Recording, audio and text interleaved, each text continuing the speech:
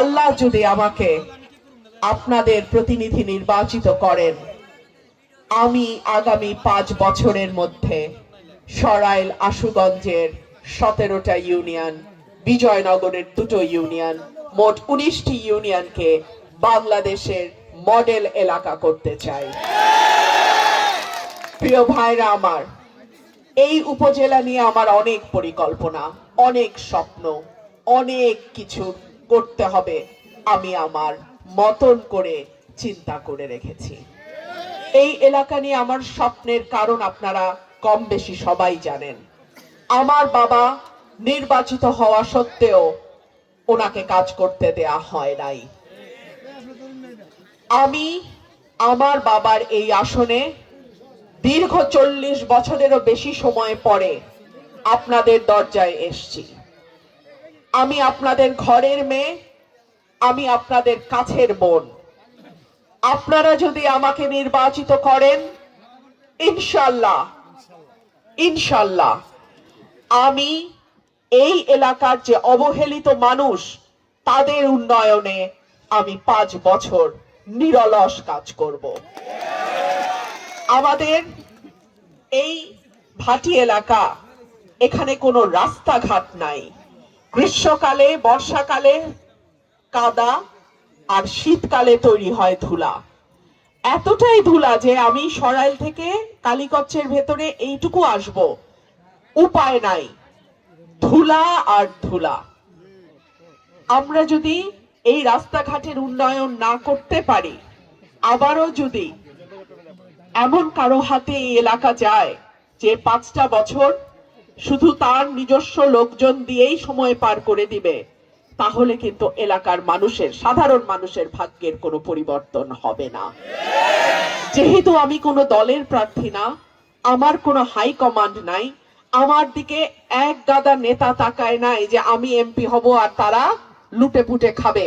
সুতরাং আমার পক্ষে সৎভাবে, ন্যায্যভাবে আপনাদের জন্য কাজ করাটা অনেক বেশি সহজ হবে।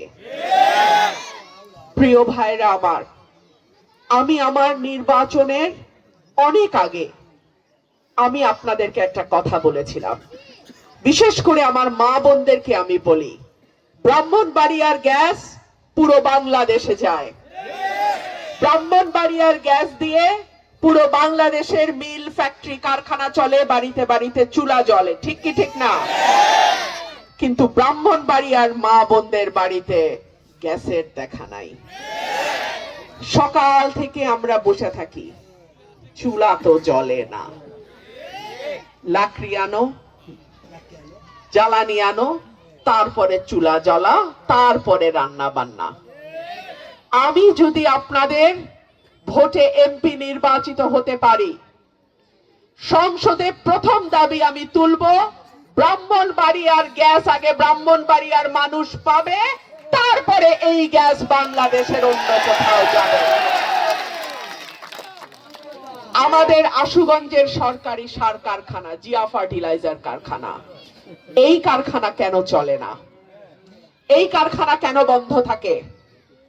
কোন গোষ্ঠীর সুবিধা করার জন্য আমরা আমাদের কারখানা বন্ধ রাখি?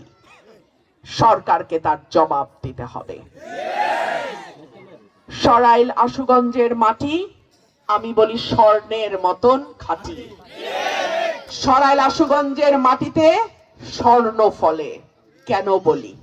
তার কারণ বিদ্যুৎ কেন্দ্র বলেন, সার কারখানা বলেন, গ্যাসের খনি বলেন, ব্রাহ্মণবাড়িয়ার মাটি তাই। আশুগঞ্জে আমার কতগুলো মিল ফ্যাক্টরি আছে, কতগুলো চাল কল আছে, কতগুলো বড় বড় কারখানা আছে। আপনারা একবার চিন্তা করেন, সরাইলেও কিন্তু আমাদের যথেষ্ট জায়গা আছে। তাহলে আমি বলবো, সরাইলের মাটি আশুগঞ্জের মাটিতে কেন আপনারা বিনিয়োগ করবেন না? এখানে যখন বিনিয়োগ হবে, কল কারখানা আরো বেশি তৈরি হবে, আমার এলাকার যুবক ভাইদের কাজের ক্ষেত্র তৈরি হবে, আমার এলাকার বেকার ভাইদের কাজের জায়গা তৈরি হবে। সুতরাং আমরা চেষ্টা করব রাস্তাঘাটের উন্নয়নের পাশাপাশি যাতে ব্রাহ্মণবাড়িয়ার গ্যাস আগে ব্রাহ্মণবাড়িয়ার কলকারখানা বাড়ি ঘরে আসে। আমরা চেষ্টা করব ব্রাহ্মণবাড়িয়ার বিদ্যুৎ যাতে নিরবচ্ছিন্ন থাকে এবং ব্যবসায়ীরা যাতে ব্রাহ্মণবাড়িয়ার সরাইল এবং আশুগঞ্জে বিনিয়োগ করে নতুন নতুন মাত্র সৈনিক আপনারা ছাড়া আমার কোনো ওয়ার্ড কমিটি, ইউনিয়ন কমিটি, উপজেলা কমিটি নাই। আপনারা যদি আমাদের ভোট পাহারা না দেন, আমার পাহারা দেওয়ার মতন আর কেউ নাই। আপনাদেরকে অনুরোধ করব, ভোট পাহারা দিয়ে কেন্দ্রে কেন্দ্রে ফলাফল ঘোষণা হওয়ার পর সই দিয়ে আমাকে জানায়া তারপরে আপনারা কেন্দ্র ছাড়বেন, তার আগে না। প্রিয় ভাইরা আমার, খেলায় যখন কেউ গোল দিতে না পারে তখন প্রতিপক্ষকে ফাউল করে। এই ফাউল যাতে সরাইলের মাটিতে না হয় সেই দিকে আপনাদের সজাগ থাকতে হবে। আমার মিডিয়ার ভাইদেরকে আমি অনুরোধ করব, আপনারা সুখে দুঃখে বিপদে আপদে গত 15 বছর আমার পাশে ছিলেন, আমরা একসঙ্গে কাজ করেছি। আপনাদের কাছে অনুরোধ থাকবে, আপনারা কেন্দ্রে কেন্দ্রে আপনাদের টিম পাঠিয়ে আপনারা আমার ভোটগুলোর পাহারাদার হিসেবে আপনাদের ক্যামেরা, আপনাদের গণমাধ্যমকে সজাগ রাখবেন। আপনাদের কাছে আমার অনুরোধ থাকবে, বিদেশি পর্যবেক্ষকদের নজর এই এলাকায় আছে, এই আসনে আছে। আমি ঢাকায় ইউরোপিয়ান ইউনিয়নের পর্যবেক্ষকদের সঙ্গে বৈঠক করেছি। আজকে তারা এসেছিলেন সরাইলে, আমার বাসা শাহবাজপুরে তারা বসেছেন, আমার সঙ্গে প্রায় ঘন্টা খানেক তাদের আলাপ হয়েছে। সুতরাং কেউ যদি মনে করেন ইলেকশন ইঞ্জিনিয়ারিং করবেন এই আসনে, তাদেরকে আমি সাবধান করে দেই। একই সঙ্গে এই কথাও মনে করিয়ে দেই, কোন দল যাতে আগাম মনে না করে যে তারাই সরকার গঠন করতে যাচ্ছে এবং পুলিশ প্রশাসন তাদের অনুগত হতে বাধ্য। কোন দল যেন এই ভুল না করে। 12 তারিখের ভোট পুরো রাজনীতির চেহারাও পাল্টে দিতে পারে। প্রিয় ভাইরা আমার, আমি আপনাদের প্রার্থী। আমার মার্কা হাঁস মার্কা। হাঁস মার্কা জনগণের মার্কা। হাঁস মার্কা উন্নয়নের মার্কা।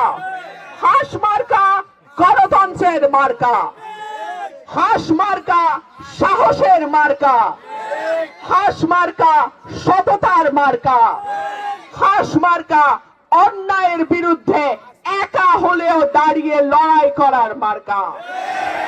আপনাদের কাছে অনুরোধ থাকবে, আপনারা 11-12 তারিখ হাঁসের পাশে থাকবেন।